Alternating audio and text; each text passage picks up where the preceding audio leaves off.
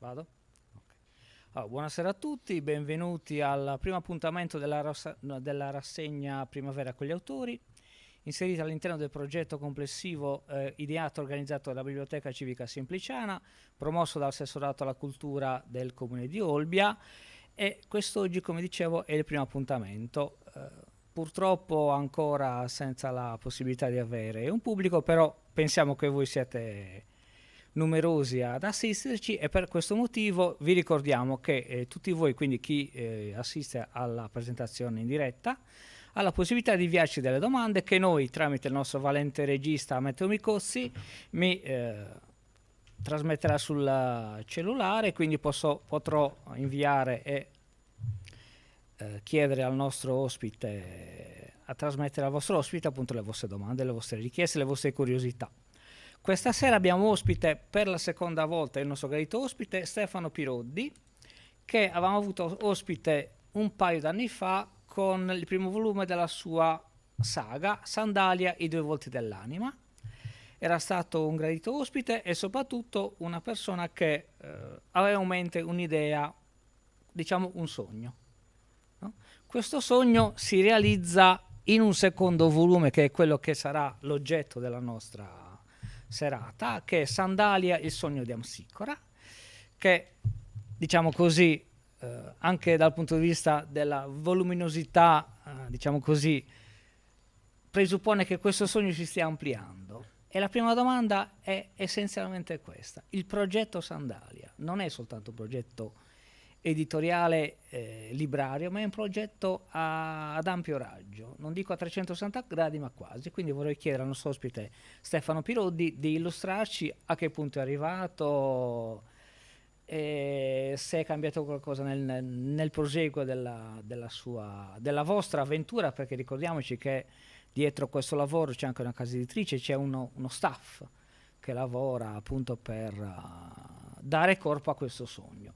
Chiediamo adesso a Stefano a che punto siamo. Sì, intanto ti ringrazio Antonello, ringrazio la biblioteca per questa seconda opportunità di parlare del progetto Sandalia. Sì, c'è uno staff dietro, ci sono tante persone perché il progetto è ampio. Voluminoso un po' come le pagine del secondo romanzo, che hanno quasi raddoppiato il primo. Allora, intanto un aggiornamento sul progetto, sullo stato dell'arte del progetto Sandalia non può prescindere dal fare il punto sul progetto cinematografico, perché forse in pochi sanno che Sandalia è nato innanzitutto come progetto cinematografico, nel senso che il primo romanzo della saga si è sviluppato da una sceneggiatura, e il primo romanzo, o meglio, il progetto editoriale che è seguito al lancio del progetto cinematografico è stato reso necessario dalla lentezza anche della realizzazione del film. Noi eravamo partiti molto bene con il cortometraggio Amsicora, che avevamo anche proiettato qui nella prima occasione, mi ricordo.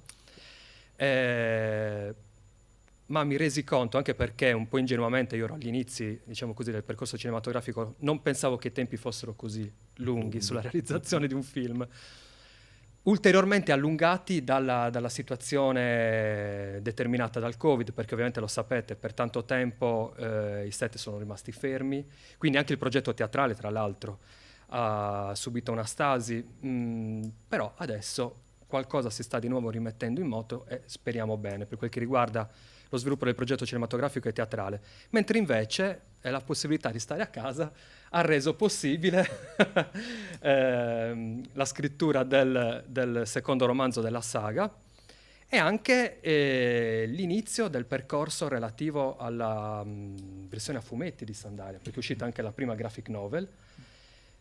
Ci onoriamo della collaborazione con probabilmente il più bravo disegnatore sardo vivente, che è Massimo Dall'Olio, un nome ormai sia nazionale che internazionale, tra l'altro disegnatore di punta anche della principale casa editrice a fumetti italiana, che è la Bonelli Editrice. E appunto siamo qui anche per parlare del secondo romanzo della saga, che dà uno sviluppo davvero profondo all'idea che sta dietro a Sandalia, al messaggio. Se nel primo romanzo il messaggio si intravedeva, ma giustamente ho cercato di dare più spazio al racconto dei personaggi.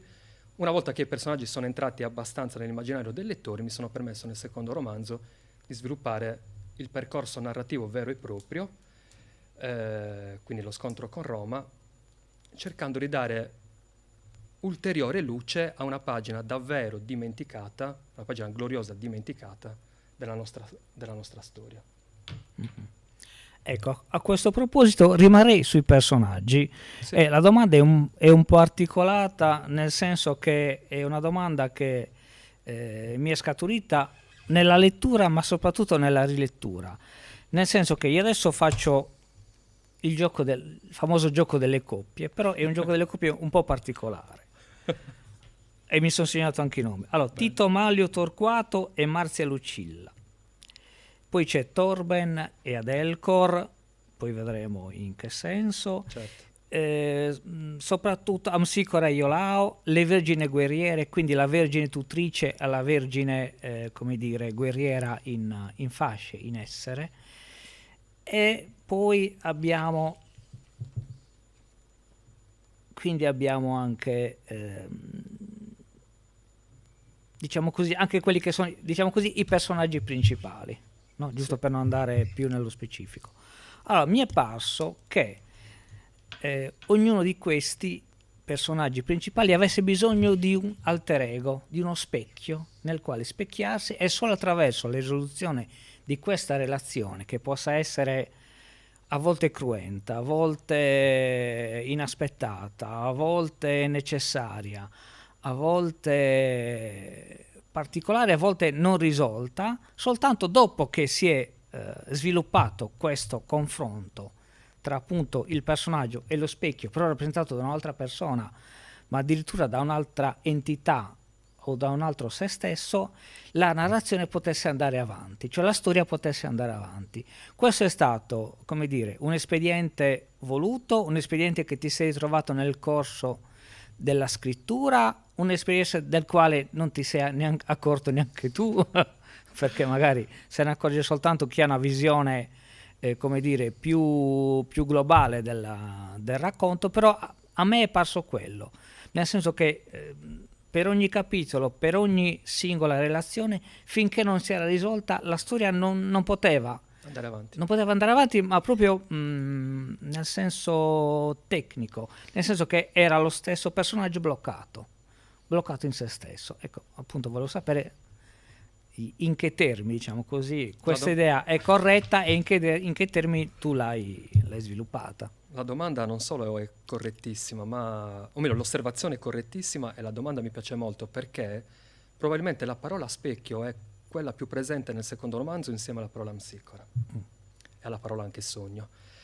Me ne sono accorto strada facendo, quindi non ero partito da questa idea, ma credo che sia, quando poi me ne sono accorto l'ho sviluppata ulteriormente, anche perché credo che la tua giusta osservazione, cioè lo sviluppo sia del personaggio, o meglio l'approfondimento psicologico del personaggio e lo sviluppo della storia attraverso un confronto tra il personaggio e il suo alter ego, sia la diretta conseguenza dello stile con cui io scrivo i romanzi, che è molto basato sul dialogo.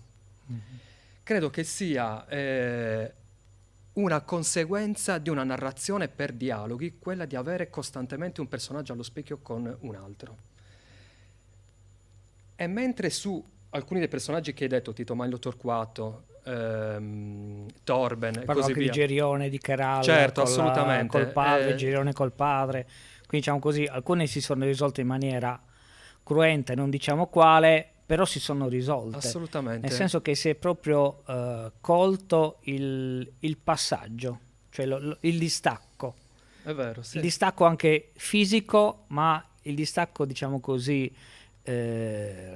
soprattutto psicologico del personaggio. Non dico il personaggio vincente o il personaggio perdente, ma entrambi i personaggi avevano bisogno di risolvere la loro situazione psicologica, la loro relazione psicologica per poter proseguire. Finché non si è risolta quella, si vede proprio il racconto che si ferma. Assolutamente, anche perché uso il dialogo per rivelare al lettore determinati passaggi che magari non descrivo direttamente. E questo riguarda anche il percorso formativo del personaggio. Tant'è che infatti avrai notato, e i lettori avranno notato, che mentre la maggior parte dei personaggi hanno un alter ego preferenziale, l'unico su cui mi sono permesso di metterlo quasi al centro di una stanza di specchi è proprio il protagonista principale E lì Amsicora, volevo arrivare. perché il confronto con la donna sacra Marcusa, il confronto col figlio Iosto, il confronto con l'amico Torben è una costante che dà profondità a Amsicora e spiega al lettore come attraverso il percorso formativo esperienziale di Amsicora io sto delineando anche il messaggio principale della saga, lo scontro di civiltà e anche la sottolineatura di quelli che sono gli aspetti sacrali di un mondo che non c'è più e che potrebbero, uso il condizionale perché non vorrei sembrare un profeta pazzo e visionario, che magari però certi valori potrebbero essere recuperati in una società come quella moderna per provare a, per esempio il recupero del senso del sacro, provare a salvare l'umanità e il pianeta dalla catastrofe verso cui anche gli scienziati testimoniano ci stiamo avviando.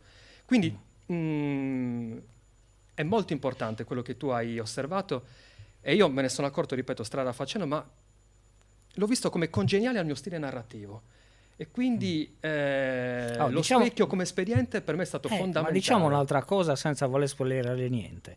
Parlando del personaggio principale, il personaggio principale è colui il quale non si risolve nel confronto con un altro.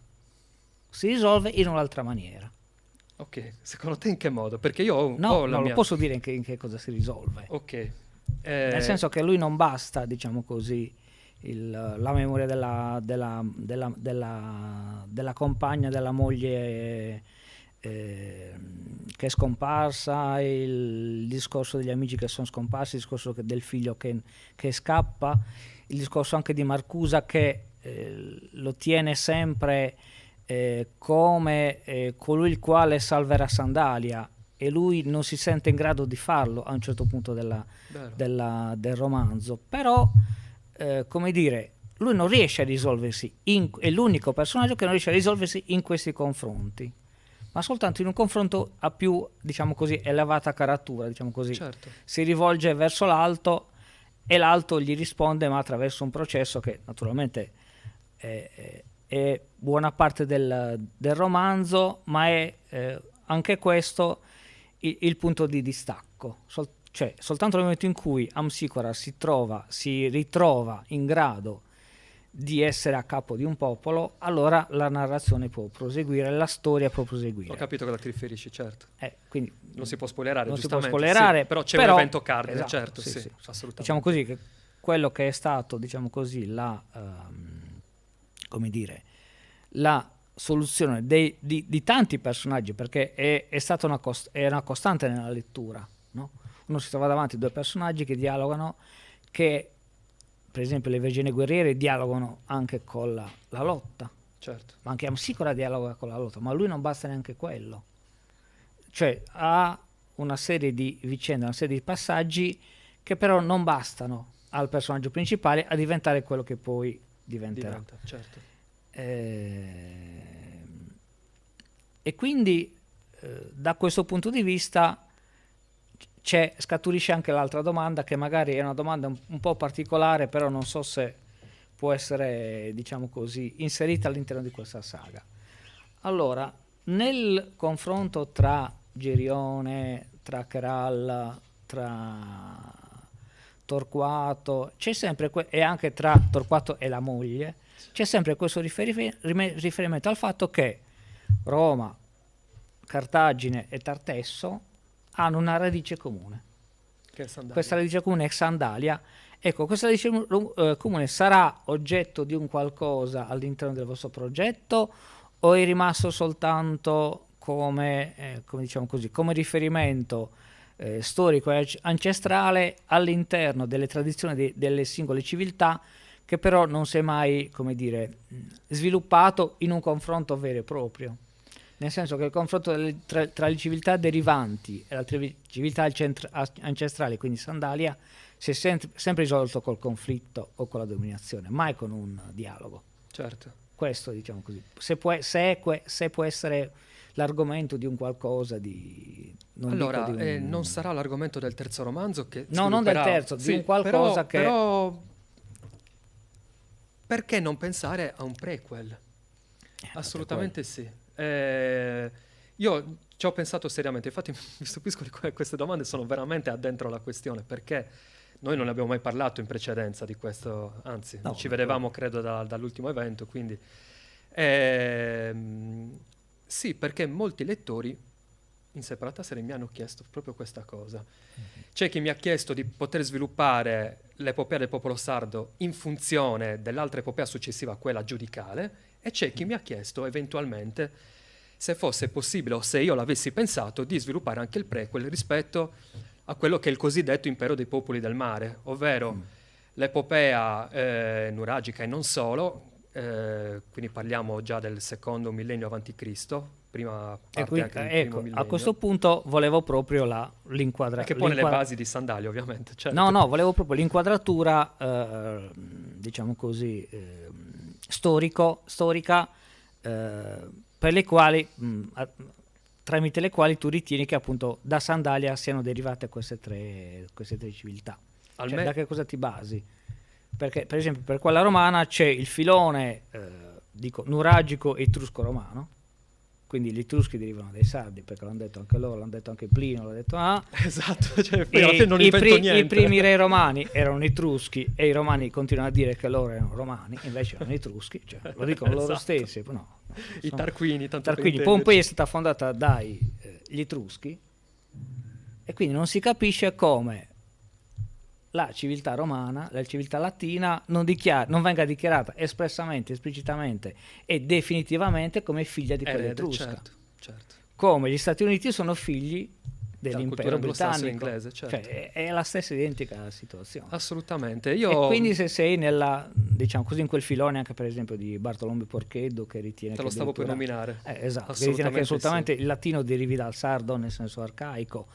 E per le altre due civiltà invece, se hai qualche tuo autore o filone storico di riferimento. I filoni sono tanti, c'è anche, allora, per esempio, c'è chi ritiene che si nominino in modo improprio i Fenici, ritenendo che in realtà i Fenici non sarebbero altro che dei sardi di ritorno, cioè sardi che nell'epopea precedente, quella dell'impero dei popoli del mare, avendo fondato delle colonie lì in quella in cui viene situata la cosiddetta Fenicia, poi a un certo punto, intorno al IX-VIII secolo a.C., sono semplicemente tornati alla casa dei padri, cioè in Sardegna. E poiché si ritiene, ormai nessuno ha nulla da dire in questo contro, che Cartagine sia effettivamente una colonia fenicia, se i fenici sono sardi di ritorno, Cartagine ha nel suo retroterra culturale e anche spirituale tanto della Sardegna antica. Sui legami poi tra Tartesso e Sandalia, quindi tra Tartesso, questa città fantomatica della Spagna, anzi dell'Iberia, e la Sardegna antica, c'è tanta di quella letteratura, a partire anche da Erodoto, che veramente i punti di contatto, se poi pensiamo anche ai personaggi mitici, non è un caso che il padre di Gerione, re di Tartesso, abbia il nome Norace. L'ho messo proprio per sottolineare anche dal punto di vista nominale questo legame tra Norax e Norace, appunto. Norace è stato un re di Tartesso. È chiaro che siamo in un periodo in cui facilmente il mito, quindi la leggenda, si confonde con la storia e viceversa. Però ci sono tanti argomenti a favore, possono esserci anche argomenti contrastanti, però perché non proporre anche questa suggestione? D'altra parte io l'ho sempre detto, e in occasione del nostro primo evento 1 anno e mezzo fa lo ripetei più volte, io non propongo verità assolute, però propongo delle variazioni sul tema. Non mi va che ci si soffermi troppo alle proposte, alle valutazioni e alle tesi accademiche, quelle che vengono considerate come ufficiali. Proviamo a articolare anche un'altra visione. Le fonti, d'altra parte, non sono poi così in contrasto con questa possibilità. Per quanto tempo ci hanno fatto credere che la Sardegna fosse stata dominata dai romani, quindi latinizzata, romanizzata, quando invece le fonti stesse antiche, latine e greche, ci dicono il contrario. Si tratta di riproporle e sulla base di queste fonti che sono inoppugnabili, per esempio quando Viene detto che per 500 anni i cartaginesi e i romani hanno provato, da Diodoro Siculo intendo, uno storico di lingua greca, che cartaginesi e romani per 500 anni hanno provato a sottomettere la Sardegna senza riuscirvi. Lo dicono, ci sono storici che lo dicono. Proviamo sulla base di queste fonti a proporre una visione alternativa degli eventi. Se Sandalia è riuscita a resistere, perché? Questo poi è il tema fondamentale appunto della saga di Sandalia. Se i sardi antichi sono riusciti a resistere, perché probabilmente erano animati da una particolare visione spirituale del mondo e della vita, talmente antitetica a quella romana, da preferire la morte anziché la sottomissione.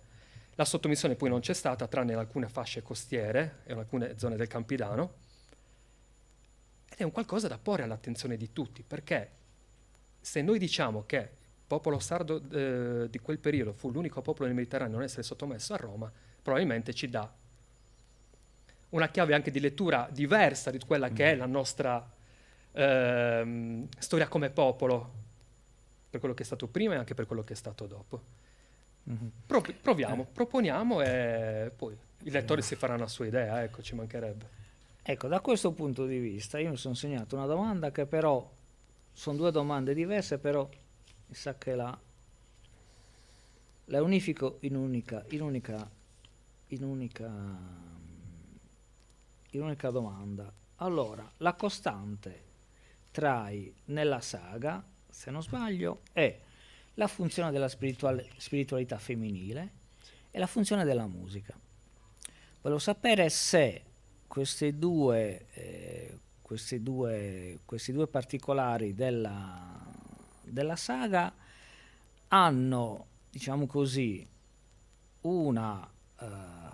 si sono poi riverberate nel corso dei secoli, dei millenni, per arrivare fino a noi, sia dal punto di vista della spiritualità, quindi della funzione femminile nel rapporto tra l'uomo e l'assoluto, e se ritieni che, naturalmente tramite le tue esperienze, tramite quello che hai letto, studiato e quello che hai visto, se c'è una continuità anche dal punto di vista della musica, cioè se in quello che sentiamo oggi c'è il riverbero, qualche ricordo di quello che si eseguiva un tempo. Parlo sia di strumenti musicali che di tematiche musicali, che soprattutto è la funzione della donna. Bella domanda, presuppone una risposta articolata, corposa. Allora, perché se non sbaglio è, diciamo così, il fulcro, è il tema centrale. Il tema centrale anche nel momento in cui si ritiene che questo sia un dato fondamentale perché quel tipo di civiltà venga riproposto anche ai giorni nostri, cioè riproposto come modello, diciamo così, come modello ideale. Sì, allora, il punto di partenza per una risposta a questa domanda è sicuramente la concezione base della spiritualità antica. Per spiritualità antica parlo ovviamente di spiritualità pre-cristiana. Nella spiritualità antica pre-cristiana il principio unico che determina l'essere e l'assoluto è il principio femminile del cosmo. Quindi l'iconografia successiva, dovuta che sono, non so, il cristianesimo, adesso non voglio dire corbellerie, però quell'idea secondo cui il Dio creatore sarebbe, almeno così come me lo immagino io, me l'hanno fatto immaginare, un uomo, quindi il sesso maschile, anziano, un po' anzianotto, con la barba bianca, rispetto alla spiritualità antica precristiana è completamente errata, fallace. Anzi, probabilmente un nostro antenato del periodo di Sandalia, di Amsicora, si sarebbe messo a ridere. D'altra parte è la donna che genera, è dal suo ventre che nasce la creatura. Certo, occorre anche il maschio, l'uomo, il principio maschile del cosmo. Però se l'essere è il principio femminile del cosmo, l'uomo magari è il divenire. Cioè è l'elemento attraverso cui il principio generatore, la donna, riesce a dare forma, le 1000 forme alla sua creazione. Quindi l'essere, la donna, il divenire è l'uomo. Sto sintetizzando molto perché ci sarebbe veramente da fare intere lezioni su questo, ci mancherebbe. E spero anche di poter essere chiaro in quel poco che dico adesso. Ma si può dire che la donna sia il pensiero e l'uomo l'azione, per semplificare, o è una semplificazione troppo semplice, troppo basica? O no? Ci può stare, per noi uomini moderni che abbiamo queste categorie. Ok. Ripeto, credo, perché ovviamente io non l'ho vissuto in quell'epoca, però credo che magari per loro sarebbero state assurde questo tipo di categorizzazioni, perché loro non si limitavano a speculare sull'argomento, loro lo vivevano quotidianamente, erano completamente immersi in una visione poetica, mistica e magica dell'esistenza, in cui non era la ragione l'elemento cardine, ma l'immaginazione. L'immaginazione precedeva la ragione veniva dopo per orientare e dare un ordine al mondo immaginifico del principio femminile del cosmo. È nel nome di questo appunto che gli antichi gli antichi stati si opponevano a un'altra visione, perché i romani erano quasi una sorta di popolo premoderno in tante cose, un popolo antico, però avevano in sé già i germi di un minimo di modernità, intesa come le possiamo intendere noi oggi. Rispetto alla questione musica, anche qui la questione è molto difficile da affrontare. Adesso, infatti ci ho scritto un'intera saga su questo argomento per poterla sviluppare bene. Io mi posso rifare intanto ad alcune scoperte scientifiche dell'ultimo secolo dovute soprattutto alla meccanica quantistica. Si dice che l'elemento essenziale, quindi al fondo di ogni particella, non vi siano semplicemente, non c'è la materia, ma vi è un'essenza di spazio-tempo. Gli antichi questa essenza di spazio-tempo l'avrebbero tradotta semplicemente in melodia. Da una melodia nasce tutto, perché al fondo di ogni cosa vi è semplicemente un insieme di accordi musicali. Orientare il mondo, costruire il mondo, pensarlo, immaginarlo secondo canoni di tipo musicale è un qualcosa che è presente nella saga di Sandalia per dare un'idea al lettore moderno di quale poteva essere la sensibilità di un uomo di quel tempo e del suo rapporto con il mondo, perché la musica è contemporaneamente la più razionale e la più irrazionale delle arti. È talmente irrazionale che può essere compresa in qualsiasi parte del globo senza le parole, ed è così irrazionale che, per scomodare Pitagora, possiamo dire che tutto ciò che è musica può essere tradotto in matematica, in numeri, e tutto ciò che è numeri può essere tradotto in musica. Tant'è che infatti lui, con un concetto straordinariamente suggestivo ma anche sintetico, aveva detto: due sono le chiavi per capire l'universo, la matematica e la musica. In termini metaforici aveva pensato all'idea del monocordo, quindi un arco, da cui nasce qualsiasi cosa secondo la particolare vibrazione che viene sollecitata in un certo punto della corda tesa dell'arco, ed è una metafora, un'immagine, un principio generatore del cosmo che ricorre praticamente in tutte le mitologie. Perché se noi scomodiamo la mitologia degli indiani d'America, abbiamo immagini identiche. Se andiamo dall'altra parte, in Asia, dagli altri indiani, quindi gli Indù, e pensiamo per esempio al mito di Shiva, del dio Shiva, della moglie Parvati, cosa c'è al principio di tutto? Un arco che veniva regalato agli uomini e che loro ignorantemente utilizzavano all'inizio solo come strumento di guerra, finché uno, illuminato dalla grazia divina di Shiva e di Parvati, capisce che quell'arco, strumento di guerra, può essere anche il primo strumento musicale, il monocordo. Al suono di quella musica, lo stesso dio Shiva, muovendo le sue vesti secondo una danza eterna ed infinita, crea tutte le cose.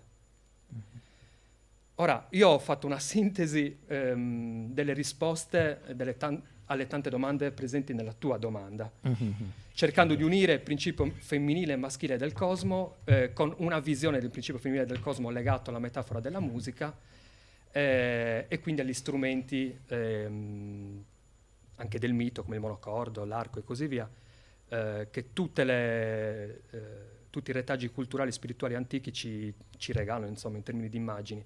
Per quel che riguarda l'ultima parte della tua domanda, ovvero sul riverbero eventuale possibile sulla nostra società, sul nostro mondo, probabilmente sì. Un grande studioso di mitologie e storia antica, Mircea Eliade, diceva nulla in fondo della sapienza ancestrale si perde. segue un percorso di tipo carsico, come le doline.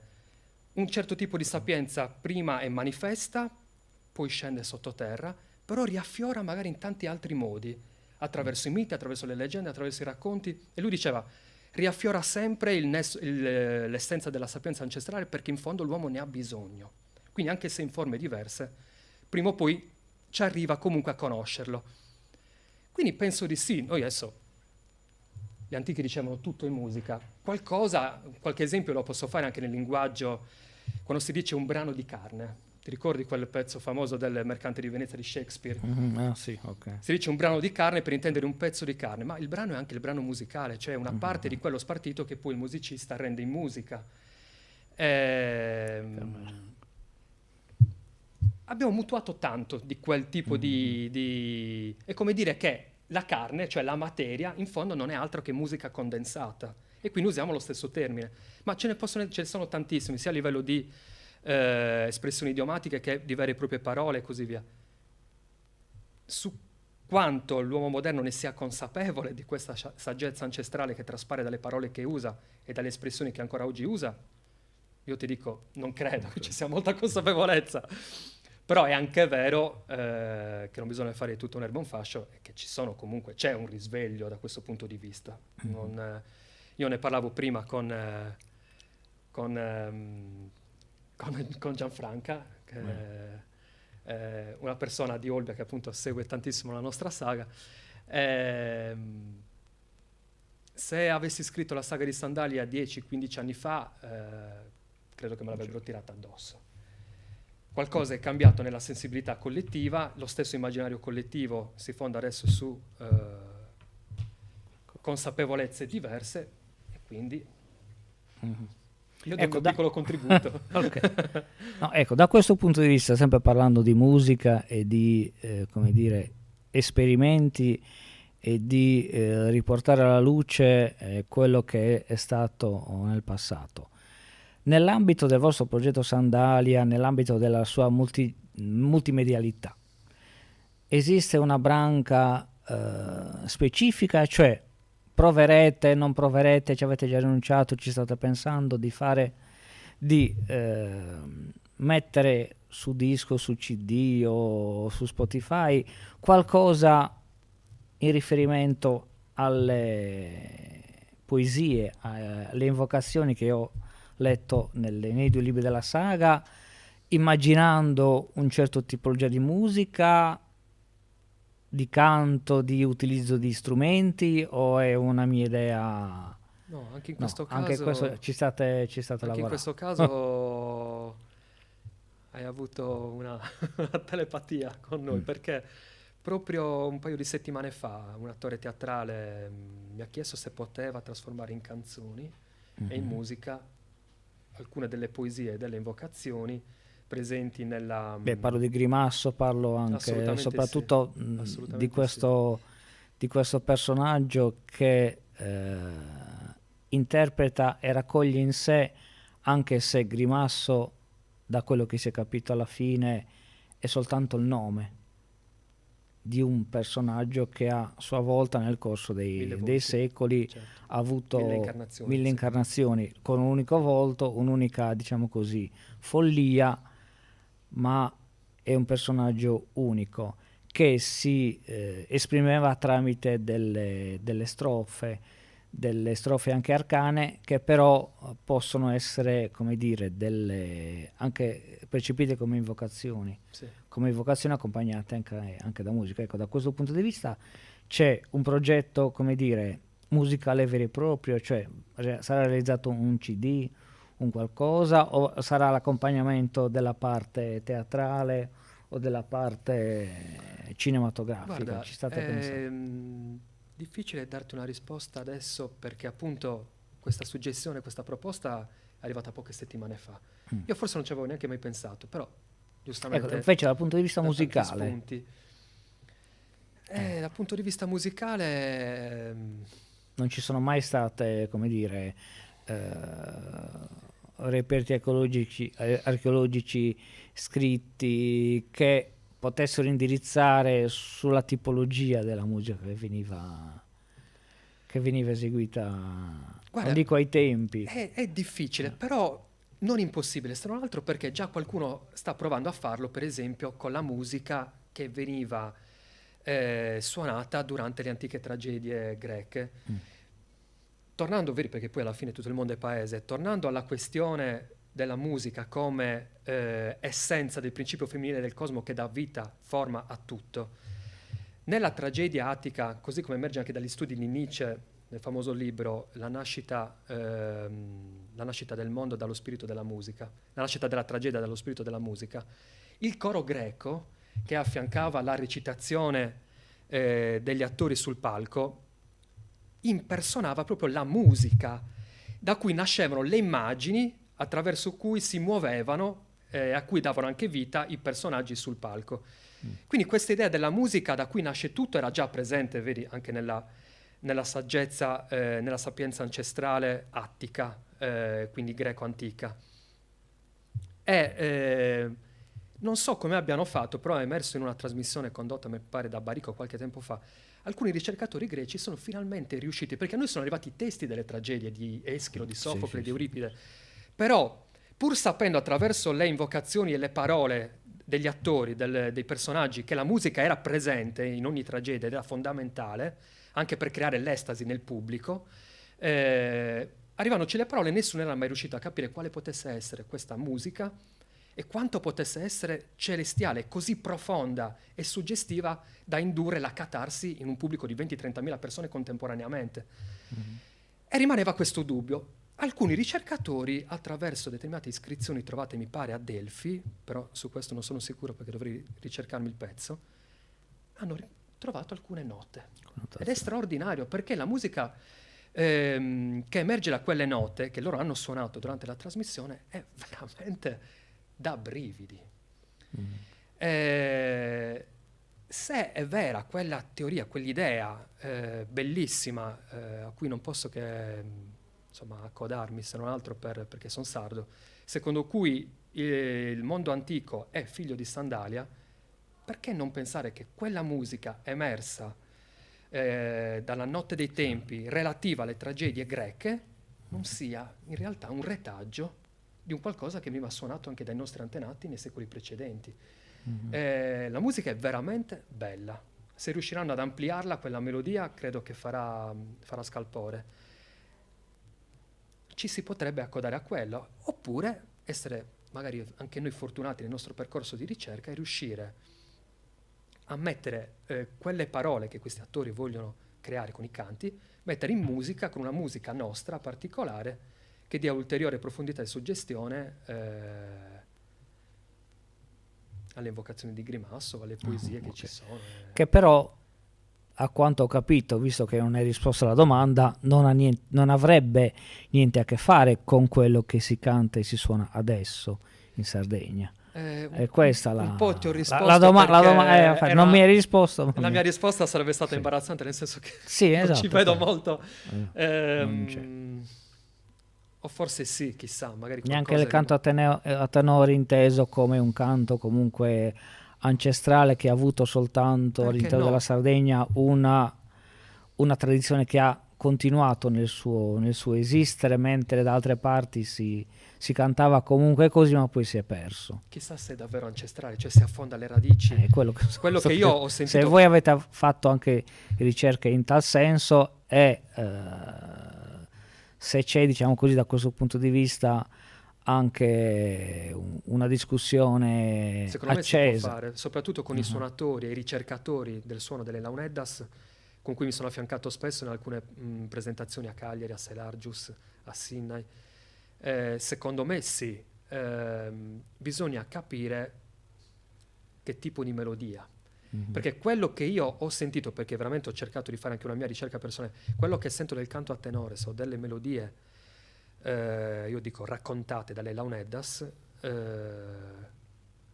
molto diverso da quella musica che ti dicevo prima, veramente diversa, però non escludo nulla e comunque sarei il meno adatto a parlarne in termini tecnici approfonditi perché non ho competenze in tal senso, però sarebbe bello che magari al progetto Sandalia si affiancassero anche ricercatori magari di musicologia, quello sì sarebbe molto... Anche quello sarebbe... Ci metterei la firma, sarebbe bellissimo. Ok. Parliamo invece della funzione dell'animale totem. Cioè questa è una funzione che come dire, è un concetto che viene espresso, che è stato ritrovato in tantissime culture. Hai tu nella tua ricerca delle, non dico certezze, delle evidenze dal punto di vista archeologico, storico, su quest'uso dell'animale totem, dell'animale che accompagnava l'uomo, il guerriero o il cacciatore nella sua vita, che risolveva anche il rapporto essenziale che l'antico sardo aveva con la natura, cioè era il tramite essenziale, il tramite necessario. Hai avuto, diciamo così, Allora, da cosa, cioè, se deriva da qualcosa di specifico? Questa domanda mi dà la possibilità intanto di dire che il rapporto uomo-animale l'ho approfondito più nel secondo romanzo, Il sogno di Amsicora, che nel primo. Nel primo l'animale inteso come cane e anche il cavallo rispetto ai guerrieri e cavalieri, ma soprattutto il cane rispetto al clan degli uomini Molosso era più sullo sfondo, per dare un'idea di come agiva quel tipo di clan guerriero. Il cavallo ovviamente è presente, soprattutto nel suo i vari cavalli personali della Vergine Guerriera, di Amsicora e così via. Però erano molto sullo sfondo. Nel secondo romanzo sono molto più presenti, volutamente. E per rispondere alla tua domanda, il mio testo principale di riferimento è assolutamente il testo intitolato La donna, la maschera e lo specchio di Bachiso Bandino, esattamente, perché c'è un passaggio fondamentale in cui, analizzando le varie forme di carnevale in Sardegna, lui dice ce ne sono tanti carnevali in Sardegna, tanti tipi diversi, uno per ogni villaggio, però c'è un elemento che li accomuna a tutti: è solo l'uomo che si maschera. E si maschera, uomo inteso come maschio, e si maschera o da animale o da donna. Perché sia l'animale che la donna nella nostra cultura ancestrale erano considerati esseri divini. Il maschio della specie umana, per ascendere a quel livello di divinità, in un certo periodo dell'anno aveva bisogno della maschera di animale o di donna per appunto trascendere i propri limiti umani ed essere in quel momento anche egli divino.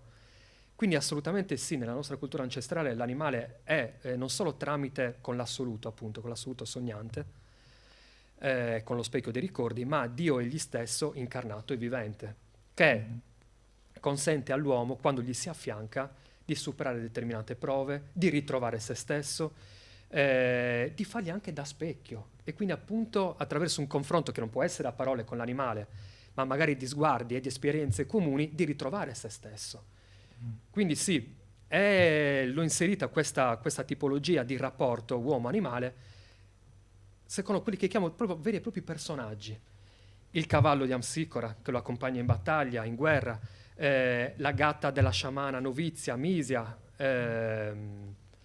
il cane il molosso del capo del clan degli uomini Molosso, Torben, che è molto più presente, e addirittura è presente attraverso il figlio del molosso, che accompagnerà il figlio adottivo del capo, Torben, nel suo percorso.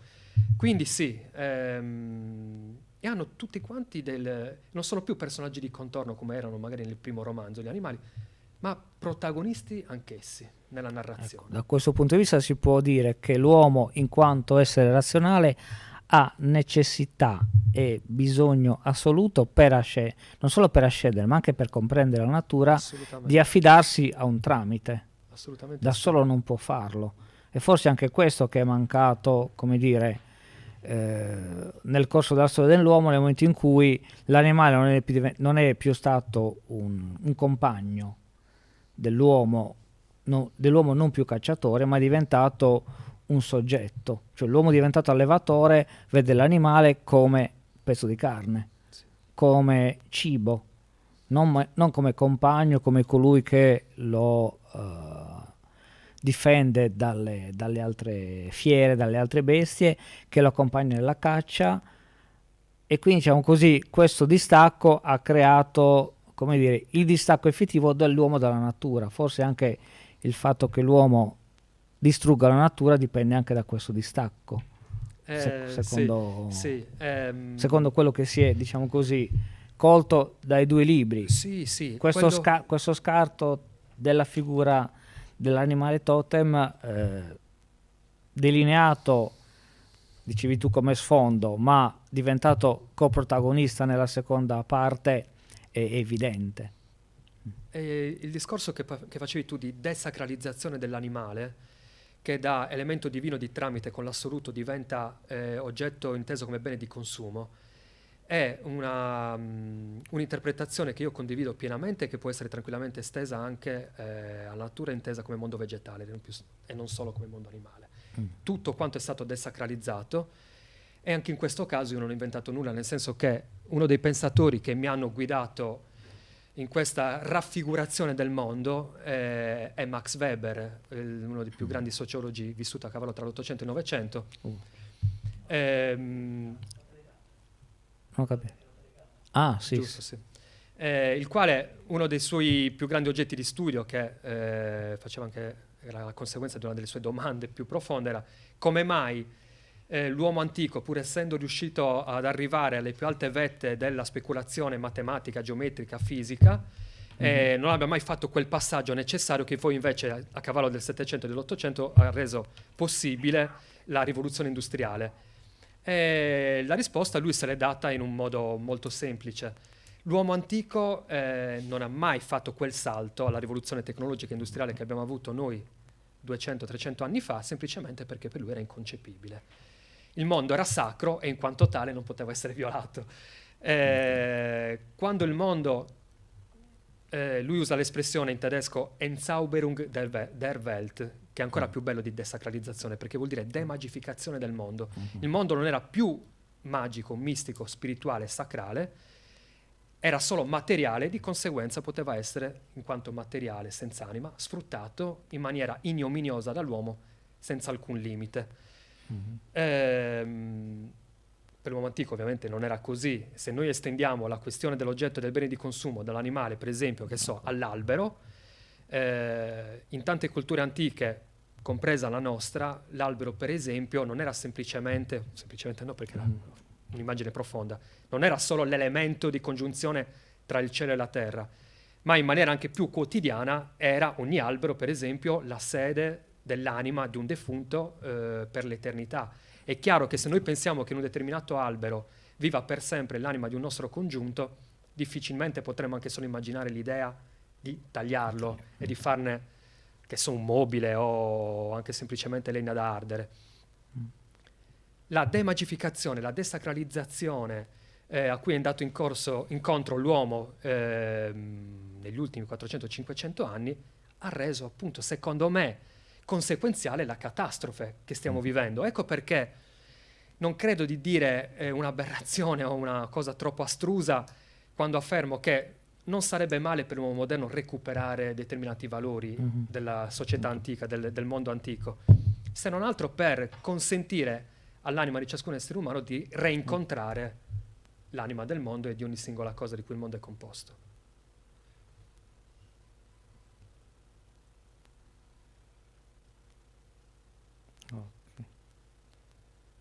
Oh, se vuoi farla direttamente. Sì, ci sei. Lo spieghiamo che la pausa era dovuta a un'interazione. Sì, abbiamo un ospite a sorpresa e quindi ci farà una domanda a sorpresa. La Gianfranca già citata, tra l'altro. La Gianfranca già citata, quindi non stiamo spoilerando né rivelando niente, che attende un attimo il microfono per poter far sentire anche voi la sua domanda. Allora, ricollegandoci all'animale totem, le maschere della Guardia Sacra, cioè ogni guerriero della Guardia Sacra incarnava l'energia di un determinato animale, di quello che indossava la maschera, oppure semplicemente l'animale totem in qualche modo, cioè l'animale si ricollega al principio maschile del cosmo e la donna al principio femminile del cosmo? Allora, sì. Che se ognuno sceglieva il proprio animale totem O veniva era, assegnato, o veniva assegnato, c'era o un lo po' ereditava. Ok. Allora, su questo nello specifico non entro perché lo spiegherò nel terzo romanzo, perché ci sarà veramente un maggiore approfondimento su tutti i misteri che circondano la Guardia Sacra. Anch'essa, tra l'altro, molto più presente nel secondo libro, con una sua quasi epopea all'interno della narrazione del secondo romanzo. Per quel che riguarda la questione maschere, la maschera per l'uomo antico non è mai casuale e non è mai un orpello estetico soltanto. Gli consente di ascendere a qualcos'altro. Sovrapporre una maschera a un volto è parte di un rito sacrale, sempre e comunque per l'uomo antico. In questo caso specifico, indossando la maschera di un toro, di un cervo, di un cinghiale, di altri animali comunque dotati di velocità, forza fisica e agilità, per un guerriero della Guardia Sacra significava sovrapporre alla propria identità umana l'identità di un animale divino. Quindi un modo per loro di mettere da parte per sempre il proprio nome e il proprio volto, di cui si dimenticavano, per essere tutt'uno con l'animale di cui indossavano la rappresentazione attraverso la maschera. In quel caso specifico, e questa è la seconda parte della tua domanda, tutti insieme, poiché si suppone che indossassero maschere di animali maschi, tutti nel loro insieme, i guerrieri della Guardia Sacra, un po' come dice Marcusa a un certo punto della narrazione, la Guardia Sacra è la rappresentazione vivente di un'idea, perché sono l'incarnazione del principio maschile del cosmo. Se il principio femminile del cosmo, che è il principio generatore e rappresenta l'amore che diventa eternità, precede il divenire, che è il maschio, a sua volta però il principio maschile del cosmo, se non vuole svilirsi e vuole dare un senso a se stesso rispetto alle leggi cosmiche, è la potenza che diventa armonia. Quindi se il principio maschile del cosmo non ha la possibilità di agire all'interno di una cornice, di uno sfondo dato dalla femminilità, è potenza distruttiva e autodistruttiva. Se agisce all'interno di uno sfondo di valori riconducibile al principio maschile e femminile del cosmo, l'uomo mette la propria potenza e la forza virile al servizio di un'armonia che è precedente a lui e che perciò va salvaguardata, oltre che rispettata e tramandata, che è ancora più importante. In questo senso i guerrieri della Guardia Sacra perdono la propria individualità umana e ascendono a quel livello, perché dimenticano volutamente di essere semplicemente maschi della specie umana, per essere qualcosa di più. E pur perdendo il nome e il volto, guadagnano qualcosa di molto più importante all'interno della visione di Sandalli, ovviamente, perché per noi potrebbe essere astruso come uomini moderni. In quel contesto lì, il guerriero della Guardia Sacra era il non plus ultra, cioè qualcosa di assolutamente divino. I guerrieri di tutti i villaggi di Sandalli avevano quasi una soggezione, un timore reverenziale di fronte ai guerrieri della Guardia Sacra, e la motivazione è questa. Tant'è che infatti, anche per sintetizzare questo rapporto sacrale tra loro che incarnano il principio maschile del cosmo e il rapporto di sudditanza e di complementarità con il principio femminile del cosmo, loro obbediscono esclusivamente alla sciamana, la donna più sacra e anziana, quella che custodisce la fonte del nuraghe di Mem. Quindi guerrieri sacri che obbediscono a una donna sacra. Bellissimo, grazie. Prego. Allora, abbiamo una domanda dai nostri fedeli ascoltatori da YouTube. Allora, Maria Laura Melis chiede: ci sarà un terzo volume della saga e di che cosa parlerà? Io aggiungo a che punto è la stesura di questo terzo volume. A che punto è la stesura? Visto che siamo la stesura del terzo volume, Sì. ma guarda, è difficile fare previsioni temporali. Prima rispondo a questo, poi accenno qualcosa alla narrazione. È molto difficile davvero riuscire a fare previsioni, perché io ero convinto che sarebbe uscito un anno fa. E non ho rimandato per via del Covid, non c'entra niente. Ho rimandato perché avevo bisogno di approfondire molto tutto ciò che stava uscendo fuori a livello di ricerca antropologica, archeoastronomica, storica delle fonti, quindi Bartolomeo Porchedo, che già abbiamo nominato, e tanti altri, che mi sono serviti per costruire il retroterra spirituale e culturale del mondo di Sandalia, che ho approfondito ancora di più nel secondo volume. Ed è per questo che mi ci è voluto un anno in più. Fare previsioni sull'uscita del terzo volume, io spero che mi ci voglia molto meno come tempi di realizzazione, però davvero non dipende solo da me. Per quel che riguarda la trattazione narrativa, cioè di cosa parlerà, insomma, anticipare adesso, anche perché se parlo dei protagonisti del terzo volume sto anticipando l'esito del secondo volume, quindi diciamo, invitiamo a leggere il secondo volume, che vi aprirà un mondo. Una cosa la posso dire, sì, okay. Una cosa sì la posso anticipare perché è fondamentale. No, però dico. Amsicora fu il precursore delle guerre antiromane, nel senso che se non ci fosse stato il suo grande esempio non ci sarebbero stati anche tutti gli altri grandi conflitti dei 150 anni successivi.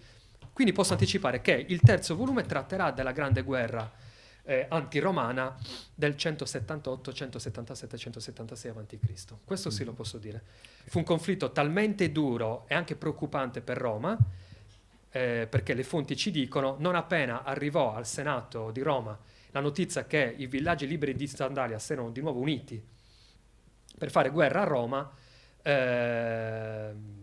vennero arruolate in tutta fretta 22.000 unità tra fanti e cavalieri da mandare immediatamente in Sardegna per contrastare questa aggressione. Io non parlo di rivolta, ma di aggressione di popoli liberi, di genti libere, perché probabilmente in gioco c'era la stessa sopravvivenza delle colonie romane lungo la fascia costiera. Quindi non si trattava di sedare una rivolta, che non poteva essere, dato che erano genti libere, ma di contrastare l'ennesimo tentativo, sull'esempio di Amsicora, che le genti libere di Sandalia del 177 a.C. posero in essere per riconquistare quella parte che ancora era romana. Quindi la costa nord-orientale, quella intorno ad Olbia, è la costa sud-occidentale che va da Caralis fino a Otoca, a nord di Oristano. Quindi sì, parlerà di quella guerra fondamentale nel rapporto tra Roma e Sardi antichi. Questo almeno lo posso dire. E quindi sarà un seguito anche dal punto di vista, diciamo così, culturale e antropologico, cioè ci sarà comunque come dire, sì, la rievocazione anche dello scontro tra due civiltà che possono essere definite da una parte una civiltà spirituale legata alle energie, alla forza del cosmo e della natura, dall'altra una civiltà che diventa sempre più materialista, sempre più legata a quello che è il discorso predatorio, imperialista, quindi il discorso di assoggettamento e livellamento culturale e materiale dei popoli che vengono via via assoggettati dall'impero romano. Noi penso che abbiamo creato un po' di curiosità e interesse verso chi... Un'ora è passata e volata. Un'ora è passata e volata nei confronti di chi ci ha così graziosamente seguito. Invito a leggere tutti i libri, sia quello che abbiamo presentato adesso, ma anche quello precedente, perché con questa, diciamo così, narrazione attraverso la quale si crea un mondo che era il nostro mondo. Ricordiamoci sempre che si parla di vicende di personaggi che hanno abitato i luoghi che noi calpestiamo tutti i giorni, i luoghi che noi vediamo di rispettare tutti i giorni, e è un libro anche che ci insegna a rispettare quello che abbiamo intorno, in primo luogo la natura, ma anche le persone che ci stanno attorno. Con questo ringrazio appunto chi ci ha seguito. Ringrazio Stefano Piroldi e la sua graziosa e curiosa accompagnatrice. Vi do appuntamento all'8 aprile, nell'appuntamento del quale Lidia Fancello presenterà Il brevetto scomparso, e anche questo sarà una narrazione di una parte molto poco conosciuta della città di Olbia. Vi ringrazio ancora e vi attendo al prossimo appuntamento. Grazie mille. Arrivederci e buona serata a Grazie. tutti.